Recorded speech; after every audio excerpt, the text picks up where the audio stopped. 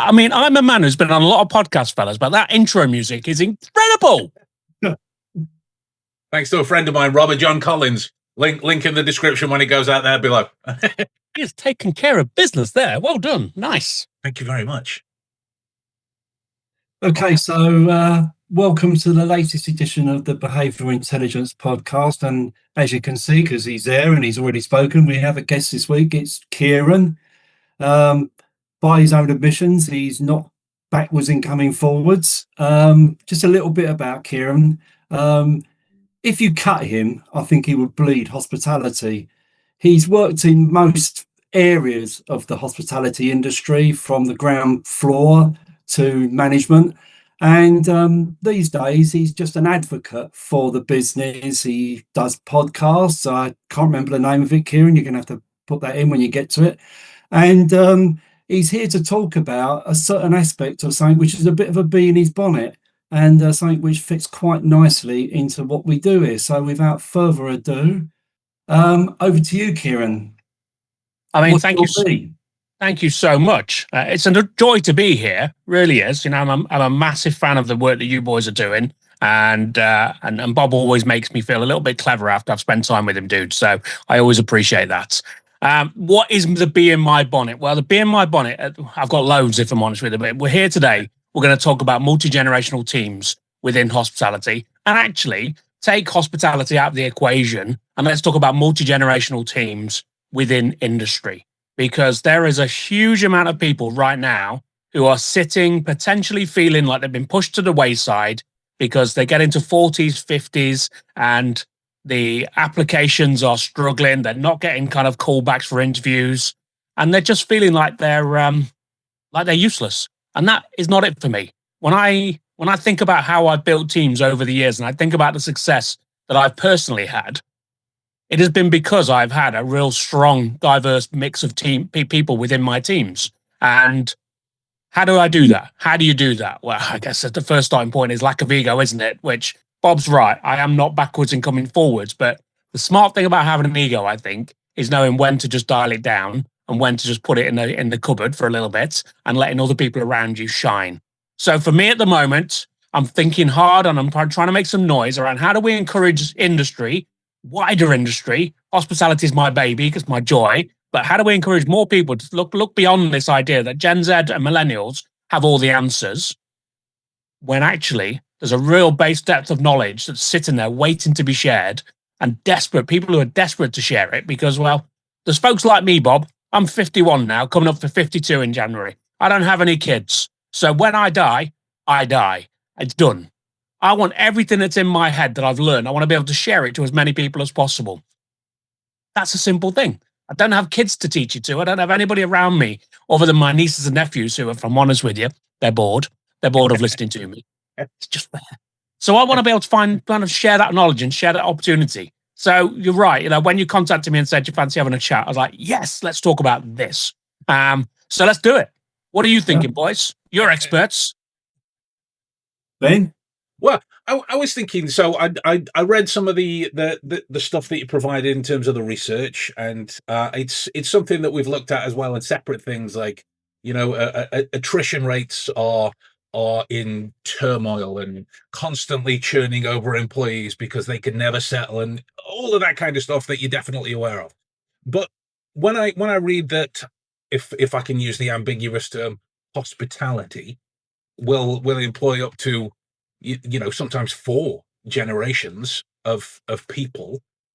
What does it mean for a leader or a boss, or whatever the right term is, not just an investigator or a protector or a behavioral intelligence analyst? What does it mean for these guys to be able to adapt their understanding of interaction and knowledge sharing and communication and conversation across these kinds of generational lenses almost? What does it mean for them? It's a great point. And I think, so I'll go back to, I started in hospitality, did work experience at school, but really seriously took on my first pub, my first business when I was like 21, 22. It was like £1 million a year business. Should never had any hope of really logically running that business, but found an area manager who really connected with us and what we were about. But we were really lucky. When we walked through the door into that business, it was a tough place. So it was a tough community pub. I looked about 17, if I'm really honest with you. Blessed with my mother's genes of looking quite young for quite a long time. Not so much anymore.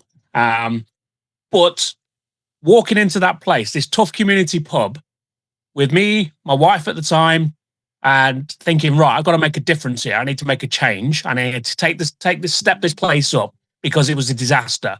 In this town, there were 50% of the people were lovely, 50% of the people were unpleasant. In my pub, ask yourself, which of those people were coming into my pub? Was it the lovely people? No. It was the unpleasant people who like to throw things, ashtrays, pool cues, darts, anything they could use as a weapon, glassware. There was all sorts. And I had a massive challenge to turn this place around. And if I was going to do that and try and do that by myself, it would have been so much harder, because I was 21, 22. I knew bugger all, if we're really honest with you. I could be quite charming. My baby face worked for me at times, but I needed age and experience, and I needed maturity around me to give me some tools. So knowing in that moment that actually taking a little step back and thinking, right, who was in my business? Well, in my business at that time, there was a lady called Glynnis.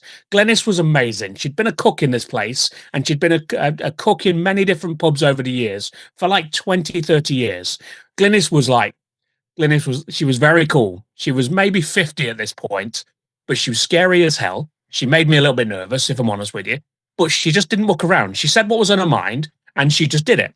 Then I've got a cleaner, Teresa. Teresa basically spent the previous 20 years running pubs herself. She'd got over it. She was bored of it, and she was like, I just want a part-time job. So she came and worked as a cleaner for me. I'm like, amazing. I start to talk to her, and I start to understand the experiences she's got and some of the challenges that she's been through. And I start to listen. And then you've got Barry, who's her husband. And Barry was a master brewer for Home Brewery, and he just retired maybe 2 years before that. So Barry knew more about a cellar and beer maintenance than he'd forgotten more that day than I knew in my life. The man was a genius. Think about those three people: a cook, two cleaners, who most people would just look at and think, you're a cook and a cleaner, do your job. Me, happily, was lucky enough to actually, I love a cup of tea, lads. We know this. I like a brew. I like to sit down. I like to have a chat. I like to get to know people. So getting to know these three people, I was like, these are all incredible. Like, they're all incredible people who know so much. So being open and being able to ask questions, and again, putting that ego to one side when the answer's not what I think it should be, because despite not knowing enough, I still had opinions. They were misinformed opinions a lot of the time, to be honest with you. But happily being smart enough to put that to one side and think, okay, I'm going to listen, I'm going to pay attention, I'm going to ask questions, and I'm going to be curious about the answers. That, for me, curiosity is one of those kind of core values that's been through me forever and a day. How do I get to know people? How do I get to understand people? How do I get the best out of people? How do people get the best out of me? Because it's not just about what I can get from them. So those three people, if I hadn't have had those three people in my first business, my first pub, I'm not sure my career would have gone the way it did, to be fair, because I was I'm going to be real, I was a bit of a tit at times. But having the intelligence and the smarts to be able to listen to them and pay attention to what they've shared and think about that. So Glynnis had spent 30 years in a kitchen. I get to ask her lots of questions about stock management, about my menu management, about standards within a kitchen. I was a trained chef at this point, but still, I had never really worked in a kitchen to any great length. I'd worked as a pot wash, which is great, but I'd never really worked in a kitchen for any length of time, because I had a moment when I finished my City and Guild 706/2, where I had the mouth of Gordon Ramsay, but not quite the level of talent of Gordon Ramsay, which was an issue. But I worked out that the kitchen wasn't a place for me to be. I'm more front of house. It forced me to kind of control myself, forced me to have an element of discipline of what was falling from my face, which is a wonderful thing sometimes for somebody who loves to chat. So those three people changed the game for me, but only because I was able to listen, ask questions, and respond to the information and the answers that they gave me. Maybe I didn't always agree with it. Maybe it wasn't what they told me was being the answer or what they thought was the answer. Maybe it was the there's a version of it where we talk it out and we move it forward, but they added so much value. And they are three people that I look at this day, and I know full well that for my career, I owe them a tremendous amount. So I got thinking about this. I was delivering a keynote speech for the Institute of Hospitality in Manchester. And I got thinking about this, and I was thinking about I'd been writing this speech, and I'd done my usual procrastination thing of like, I'll write this speech. 4 days before I was due to give it, I was like, I really must write this speech and do the presentation. So I went and had lunch. I went and had a cup of coffee and with Teresa and Barry. Sadly, Glynnis is no longer with us, but Teresa and Barry are still kicking around. Teresa's just literally retired. They're off on an adventure. They bought a camper van. They're going to go and travel the country. But I had lunch with them. I had coffee, and we were sitting, just shooting the breeze. And I was telling them the impact that they'd had on me, and I was telling them how, which for me is a really big thing. I think telling somebody that they've had an impact on you is nice. Telling them how they've had an impact and what the influence was is where the magic happens. That's a big deal. So we're sitting having this conversation. And I was like, and as I'm chatting to them, I was like, you're actually the presentation. You're what I'm going to talk about. And Barry's looking at me like, I think Kieran might have lost his mind. Teresa's looking at me like, am I going to have a photo in the deck? Am I going to be on the screens? I like, yes, you will, love. You absolutely will. But that was the starting point where I realized actually how I communicate with these people and the questions that I'm willing to ask and the way that I'm willing to listen, and then sort of talk through, right, now I'm going to apply it, but I'm going to apply it in this way because things have changed slightly. We've moved forward and I've got my own version of what good looks like as well. So taking on board what they've shared and then thinking, right, I mold it up with kind of my own viewpoint and my own mad vision for what this thing's going to be. And then boom, away we go. Those three people changed the game for me. And this was in a tough place.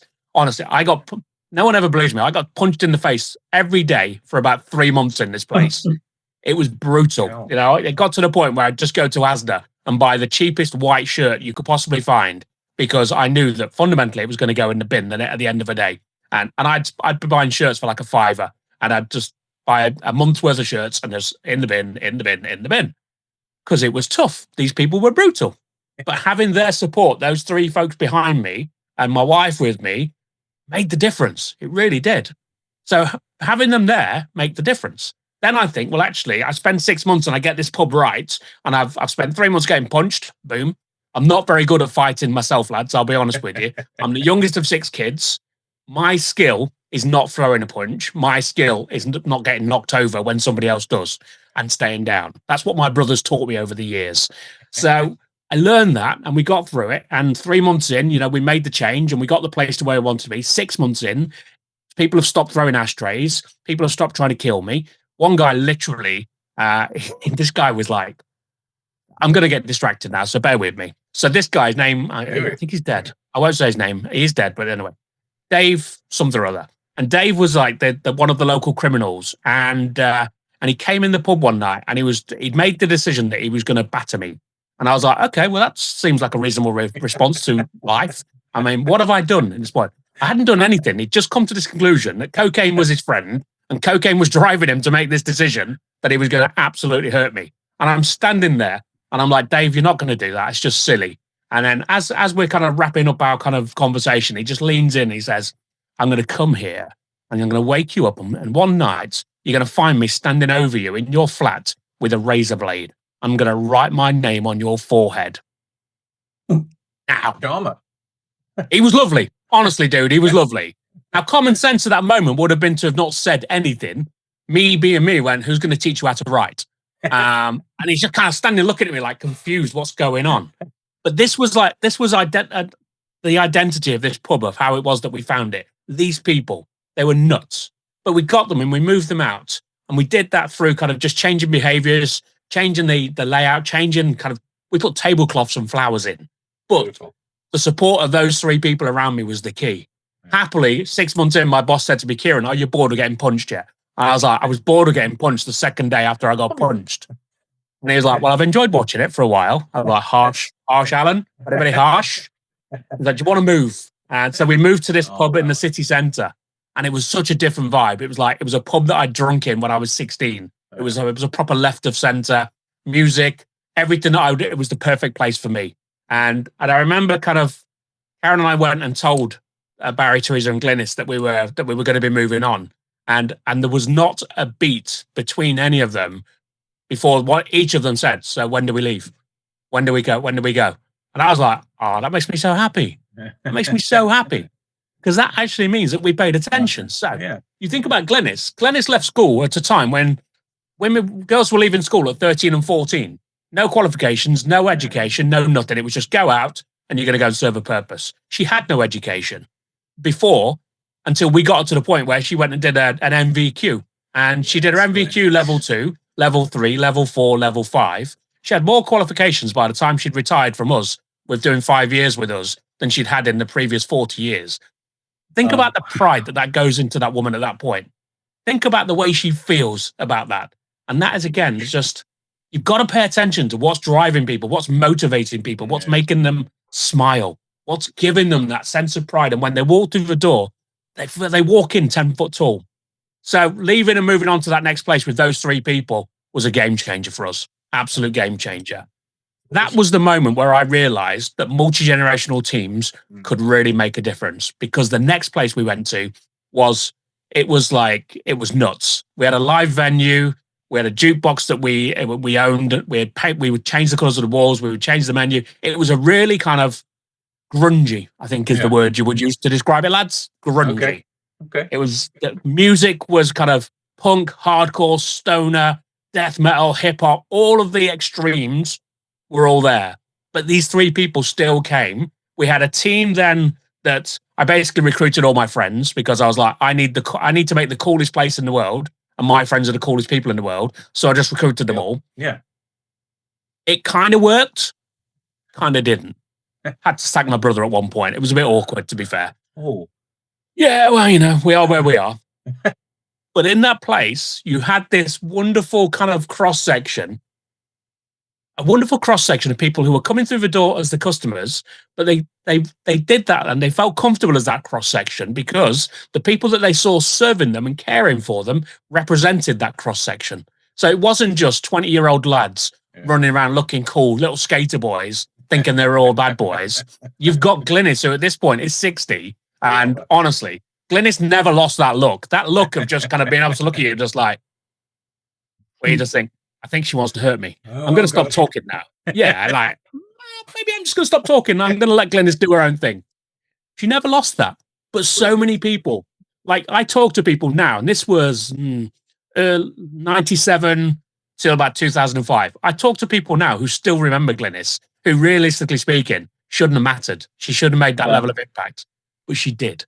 Yeah. So the ability to have that cross-section of kind of younger lads who are kind of finding their identity, finding who they are as people, thinking they're the coolest kids in the world and thinking that everyone should want to be here because they're here, and then having that kind of age and experience that says, oi, dickhead, stop it.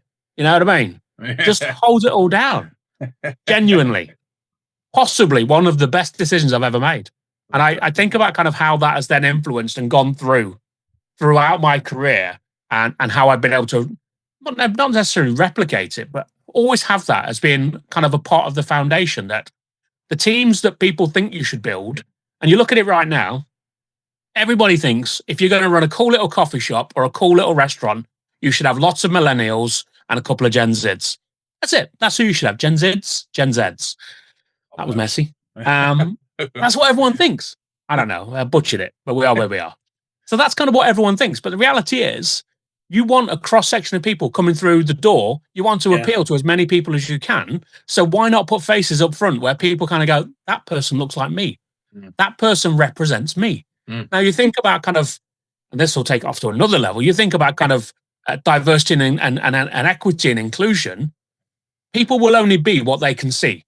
That's kind of it. They will aspire to what they can see. So if you've got, I chatting to a young black dude, and he was like, when I was in operations back in the day, I never saw anybody in head office positions who looked like me, so I never thought it was for me.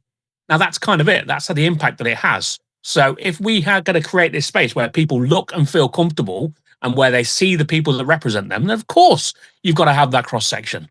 The impact that it can have on everything is huge. You know, I'm a massive kind of just a good guest experience is really the thing that kind of, if I'm in a place and somebody does something amazing, I've got to tell them that they've done something amazing. But equally, if I'm in a place and somebody does something less so, I'm going to tell them too. And more importantly, I'm going to tell them what they could have done differently to have improved that. Some people are like, yeah, thanks, Kieran. That's really helpful. Very much appreciate that. Some people are like, why are you talking to me? Why? Is this your place? Is this your responsibility? I'm like, I'm here to tell you. This, like, the average person who's paying for my services is paying a lot of money. You're getting this for free. So just say thank you. You know what I mean? It's a gift. Yeah. Just listen. Just pluck your ears up. Pay attention. Oh, that's exactly. That's great. That's great. I mean, that reminds me of, sorry about, let me just because Glynnis reminds me of a lady I used to work with at McDonald's years ago. One of my first security roles was a doorman on McDonald's, believe it or not. They were plagued with like the whole kind of Fast and the Furious boy racer kind of crowd, you know, with their sunbeds underneath their cars and all that kind of thing. Barbara was white hair, tattooed hands, you know, smoked about 900 roll-ups a day. That not an exact number, just an approximation. But she was the salt of the earth, no holds barred, direct talking woman who, until I got given the role, she would go out onto the car park by herself and clear everyone off who shouldn't be there. And she'd do it just by communicating directly with them. It wasn't a kind of, who's this old lady talking to us kind of scenario. It was a case of, you know, yes, ma'am, their version of tipping the cap and on you go. Wonderful. Lovely to No hear one's messing with Babs. No, not at all. Bob, sorry, you go.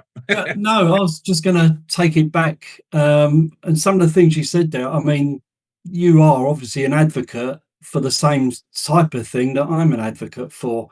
One of the things that looking at recently with the friend of mine who's a professor is how organisations are structured, and too often we work with this hierarchy, don't we, from the top downwards, and the policies and everything come down to the bottom, and then the bottom just have to make them work somehow. Whereas if you look at real places that excel, like the army or the sports sector, it's all about the individual, and everyone else above them are a support for them to be the best they can. And that is really where we need to go. And that's what I'm going to be presenting to a company we both know very soon, to their leaders, about that. But to do that, you have to engage with your people. And when you are in a position of some sort of power, that some people find that really difficult, because it means that you have to give away that power to the other person and say to them, well, I'm here to serve you, not you're here to serve me. I'm here to make you the best you can be. How do I do that? Because teams, you know, together everyone achieves more. You achieve more if you've got the guy who's computer literate, who's younger, computer literate, knows all of that, and you've got the older guy who's never been on the internet.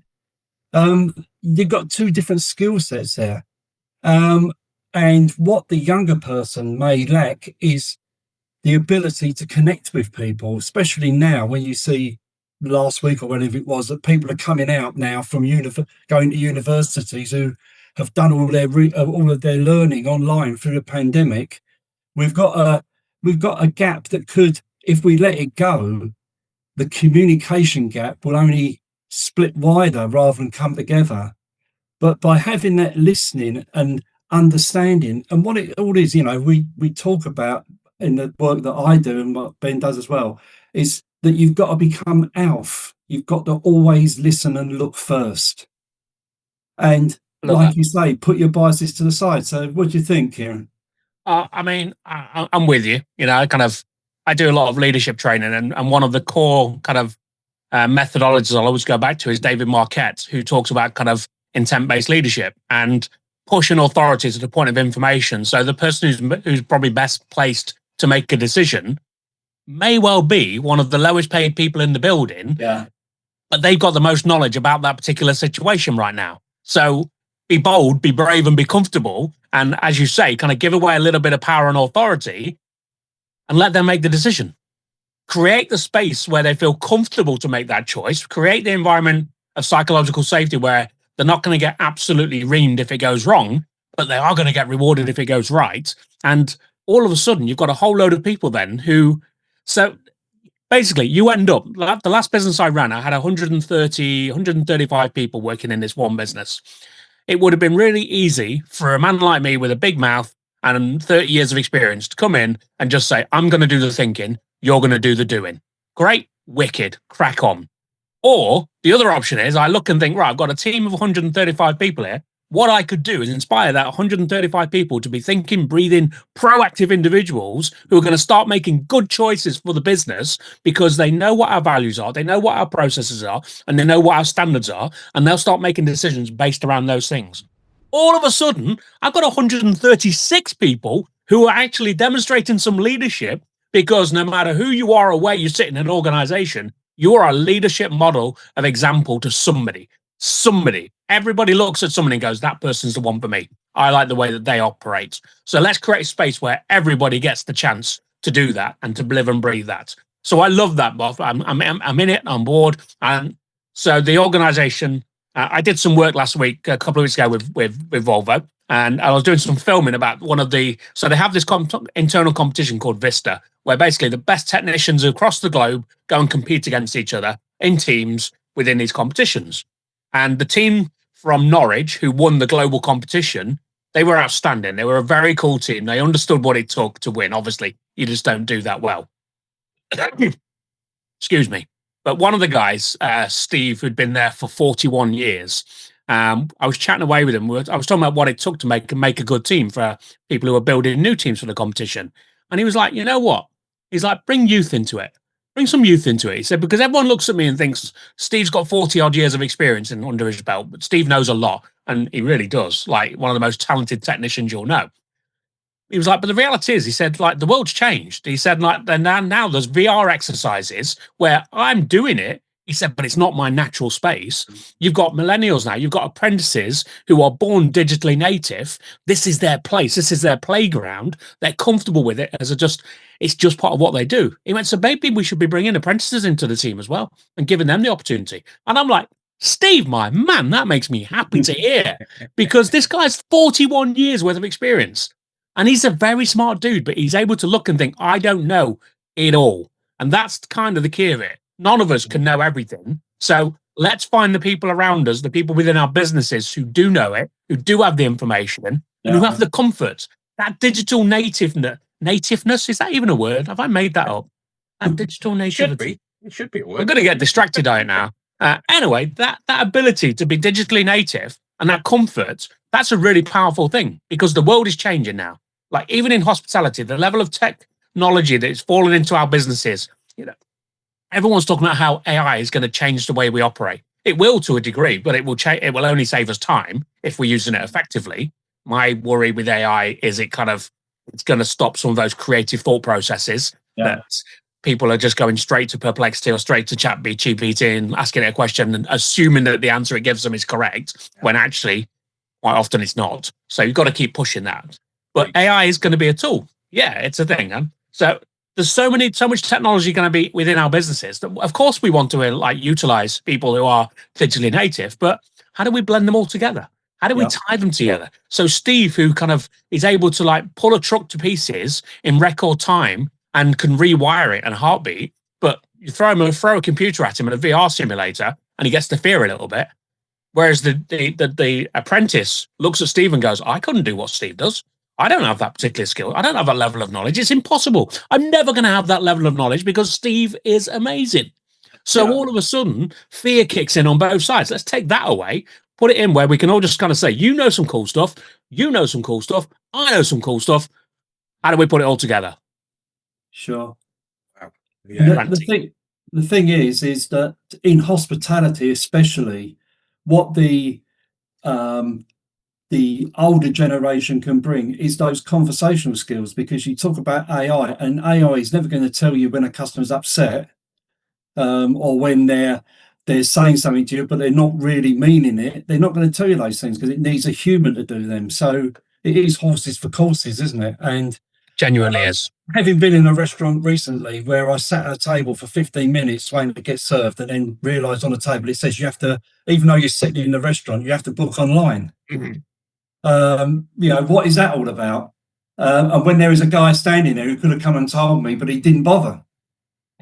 Just, man, that annoys me so much. Like, we're a people-facing industry. Technology is a facilitator, not the tool. It is just a facilitator. So if you've given away responsibility for that guest experience and that customer experience in that way and saying, well, they'll order for themselves, you know what they'll do? They'll order enough. They'll order what they need rather than actually the average team member who's probably a reasonable salesperson is going to come along and I'm going to tell you about the menu. I'm going to engage you in conversation and I'm going to get you thinking about dessert before you're even considering being ready for dessert. But you're going to order dessert because I'm going to drop language. And Bob, I know you're a massive fan of those positive nudges. I am all over that when it comes to what are you going to be ordering in my restaurant. I could genuinely decide what most people are going to order for them, and I could persuade them of that before we're done, if I really wanted to. If I was going to put my powers to evil rather than just exploring freedom and joy. Honestly, man, that feeling. So one of my friends was in Stornoway last week, and he had this moment where he'd had a lovely meal. It was a beautiful seafood restaurant on the seafront, and it was fabulous. And then he waited 35 minutes to pay his bill. 35 minutes. He asked for the bill, they gave him the bill, and then waited that long to pay his bill. That in hospitality is one of the key areas where we always cock it up, because the customer's made the decision that I'm ready to roll at this point. I'm ready. We kind of go, okay, well, now I'm done with you. So here's your bill and I'll get round to you. Maybe that's the moment where technology comes into play. Maybe that's the moment where we say, hang on, if you're in a rush, scan this QR code and you can pay directly through there. There are brands, Wagamama do that really well. They've explored loads of different stuff with technology, but the one thing that they've stuck with is that I get the option to decide. I can still pay my bill with a person, but I get the option to decide, do I just want to pay it as and when I'm ready to rock and go? Because then I don't have to wait. The reality is if you make somebody wait to pay their bill, every other thing you've done up until that moment that could have been incredible, the food could have been amazing, the experience could have been superb, you could have brought joy to their heart, you could have filled their life with glee. Make them wait to pay their bill, and all of that's dead. It's gone. It's over. So, man, let's not give away responsibility to technology. Let's utilize the people within our business, within our four walls, and get them to engage. Because, the difference that it can make, the way it will make you feel is it's incredible. It is genuinely incredible. And I think it infuriates me tremendously when I see people not taking that opportunity where they see the moment. I don't know about you boys, but I'm the kind of, if I'm in a restaurant, I'm making it really clear. I'm going to put it on a shiny silver platter that I'm here to engage. I'm here for an experience and they are part of my experience. They're not just facilitating it, they are a part of it. So I put it up there on a shiny silver platter, and the people that take it and run with it and do something with it, I love those people. They're the people who are getting a 20% tip minimum. Karen, really, Kieran, always 20%. I was like, that person's close to 30, I'll be honest with you. She's like, stop giving money away. Stop giving our money. I'm like, I'm telling you, they made me smile. You got people arguing over 10% tips. I'm linking, how do I get it to 30? What do you need to do to get me to a 30% tip? And I'll give you the opportunity. If you don't do it, if you don't take the opportunity, all you're going to get as a tip is how you could have done better. And the simple tools, they're easy. Honestly, it does my noggin. And I was in the dentist yesterday, and there's another story. So I was in a dentist. I waited 40 minutes. I got there. I sat and waited for 40 minutes. I was there 10 minutes early. So actually, I waited 50 minutes because I was being kind, respecting other people's time. Dentist, she's a lovely girl. She's very chatty. She's very thorough. So she does take a little bit longer. But I waited 40 minutes, and she came out and she took a guy in who'd literally been waiting 5 minutes. She took him in first. And I was just like, sorry, am I chopped liver? And they're like, oh, no, sorry, she's made a mistake. So come back and get me. We have the appointment. We're all good. Got to come back in October for a fill-in and a mouth guard because apparently I'm now grinding my teeth. Who knew? It's just a thing now. But she's on holiday for a month. So I booked my appointment for October, and I was like, oh, cool, happy days. I go and pay, and £75 for the appointment, £75 for a checkup. genuinely, I'm in the wrong business. But then she's like, and we need £100 deposit for the appointment in October. I'm like, I'm sorry, what? And she was like, yeah, we need £100 deposit. And I'm like, why do you need £100 deposit? Well, Kieran, it's policy. And I was like, oh, please don't say the word policy to me, because I'll be honest with you, that's just the irritation starts to build. And I'm like, don't ever just tell me it's policy. I was like, I've been coming to this dentist for 8 years. No one's ever charged me £100 deposit. Why you want £100 deposit? Well, you might not turn up for the appointment. And I was like, you're accurate. I might. I was like, but I will, because I've made the appointment. I'm a decent person. And I've never not turned up for an appointment. I was like, you, in fact, have cancelled appointments on me at the last minute. And I've never been given £100 bonus payment because of that. And all she wanted to do was just tell me about policy. And this is where we go wrong, actually, in this experience. She wants to tell me about policy and why I have to pay this £100 deposit. I'm like, it's insane. I was like, why would I give you £100 of my money for the next 2 months for free? You're just going to sit and claim interest on my money. That's nuts. I'm not doing it.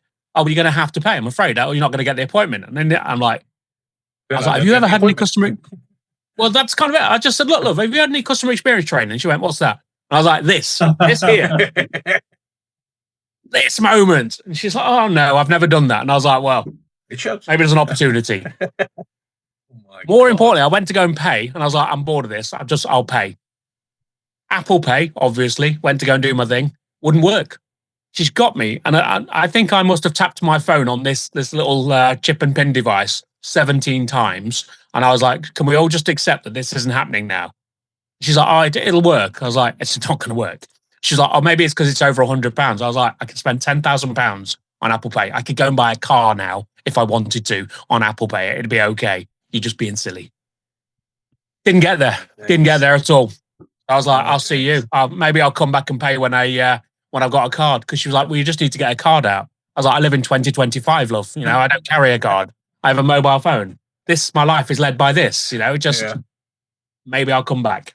That woman could have done with somebody around her who would have sat down and just gone, hang on a minute.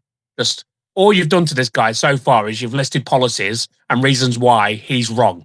Not to the fact that actually you haven't looked and said, has anybody ever charged him a deposit? And if not, well, then he's obviously a trustworthy fella. And this new policy is a different thing that we're going to have to try and implement. Somebody could have given her a bit of guidance, but nobody did. So all she's got is policy. And the computer says no. And I'll be honest with you, I just can't tolerate that. I won't tolerate it. So I didn't pay the deposit. I walked out with a smile on my face and said, maybe I'll come back and pay you for the appointment that we've just used at some point. But I made no promises about when that might be. I mean, I will go back and pay because it's the right thing to do, but I've just that little bit of fear. A little bit of fear is a wonderful thing. You said about there, Kieran, about in safety, they talk about when things go wrong, and they look at it and they say, well, the policies are written by people who his work has imagined, and then it comes down to the front line and it's work has done, and they very rarely cross over. You're not wrong. It blows me away, and it's one of those things when I think about you talk about how we're going to talk to our people. They think about how we're going to engage. Well, if that is a new policy, that's fine. But first of all, communicate it more effectively, and then train your people on how to deploy that policy in a way that's not going to leave this fella who's already waited 50 minutes feeling irritated. Just do it. And it kind of comes from conversation. So, yeah, for me, it's there's so much opportunity. There is so much opportunity to teach people and share knowledge with people, but we just don't take it enough, to be fair. So we should. Ben, you've got some comments. Yes. Yes. I mean, we've got Julie and Ruth joining in. Julie's first of all, Julie also, she loves Glynnis. She loves Glynnis by the sound. Everyone's got a Glynnis. Everyone's got a Glynnis. Everyone should have a Glynnis that doesn't have one as well. Talking about the conversation being very inspiring, and Ruth also agrees. So true. Delay the bill equals no tips. None. Done. And it's nuts. It's crackers. So it reminds me of the policy angle. I'm not in hospitality, and when I hear that, that's a bugbear for me, because being the profiler, I hear I'm just refusing to think. I'm using a scapegoat line to try and placate you so you will go away.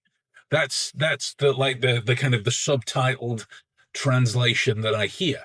And everything that we've been on about so far today strikes me that there is opportunities for the businesses and the employers to learn from, but also the people that attend the venues and the workers that go for interviews in these kind of places. There are opportunities for them to learn about the environment that they're going to be in.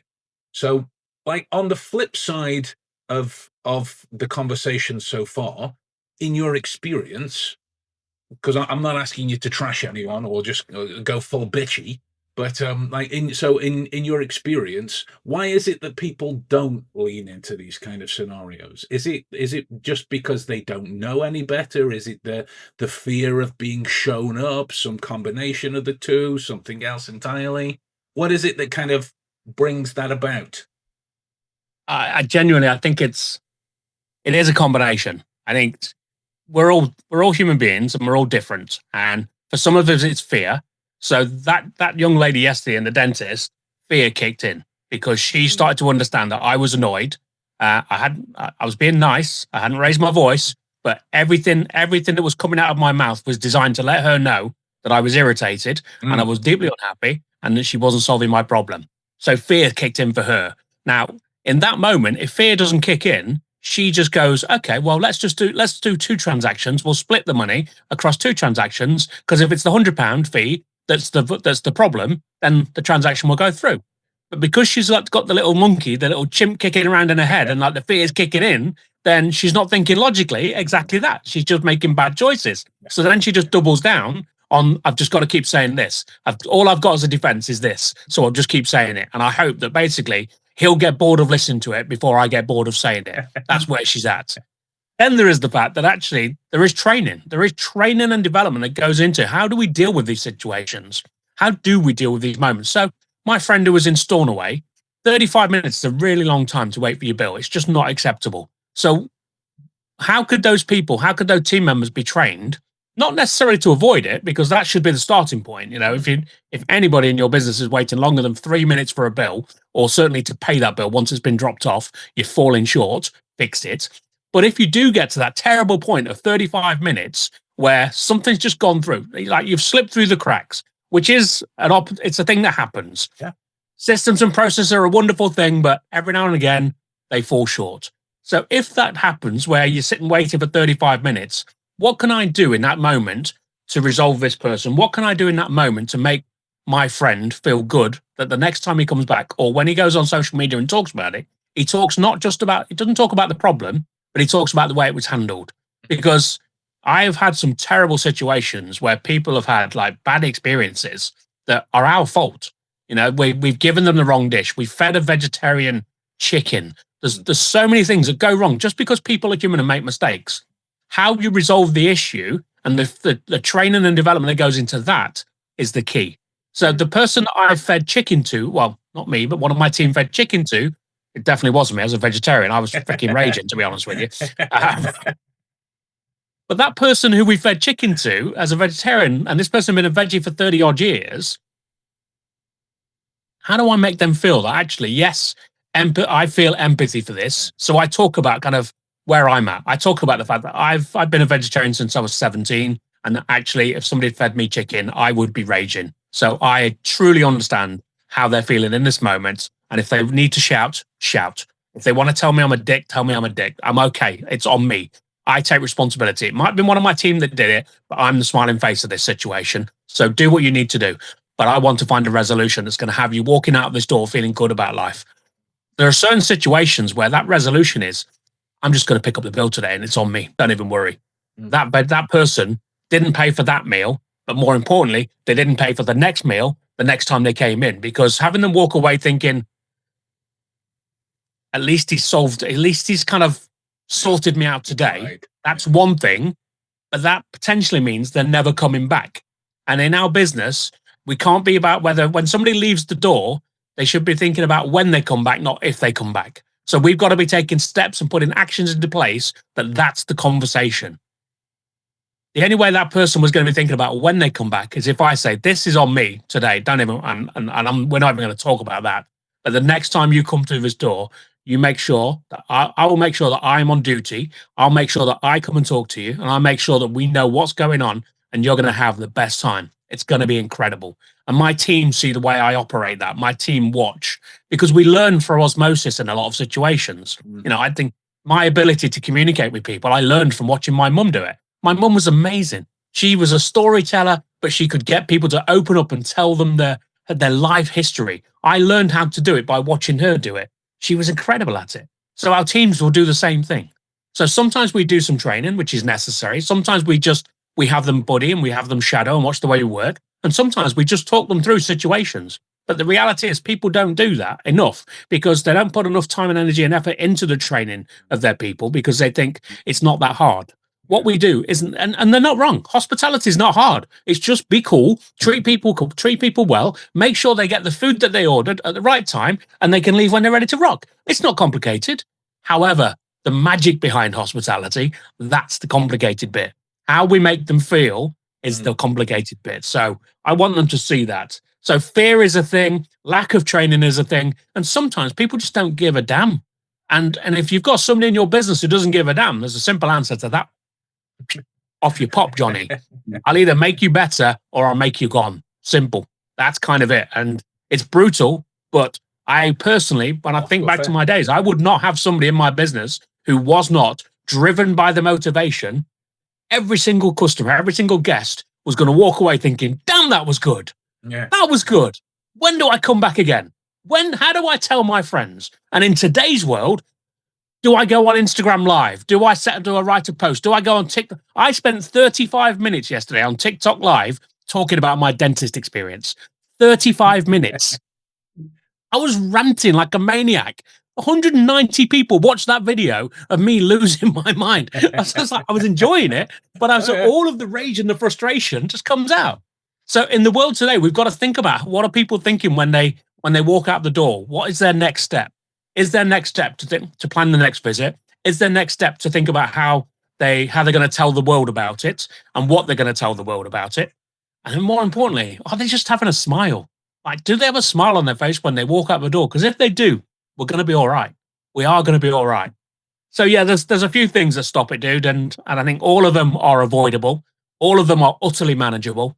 And we just have to put the time and energy in and the commitment to say, what makes this a better place? Why will my corner of the world be the best corner of the world it can be? That's just the responsibility. And goes back to that intent-based leadership. If 136 people are walking around with that as their motivation, you know what's going to happen? It's going to be amazing. And my day gets a lot easier, which I'm all in for. Yeah. And there's no app service to do that either. Sorry, that's what it made me think of. Bob, sorry, carry on. Well, I was going to say it's been the quickest hour that I think we've done on these podcasts, and we do stick to an hour. And I know, Kieran, you could probably go on for another 2 hours. Mate, I did 35 minutes on a dentist. maybe we'll have to do this. Well, we definitely will have to do this again because it's been great. Any thoughts from you, Ben, before we finish? We'll leave Kieran to last, but you go first. Well, there's a phrase that stuck with me from the business classes that I've taken before, and I don't know who said it. It's one of those things like you hear a quote on the internet. It could be from the person, I don't know, but it's the idea behind it that I like, of aces in their places. So if the millennial is the ace in their place, awesome. If the pensioner is the ace in their place, awesome. If the 18-year-old is the ace in their place, awesome. Let's be open enough to learn from that environment so we can make the whole situation the best thing that it can be.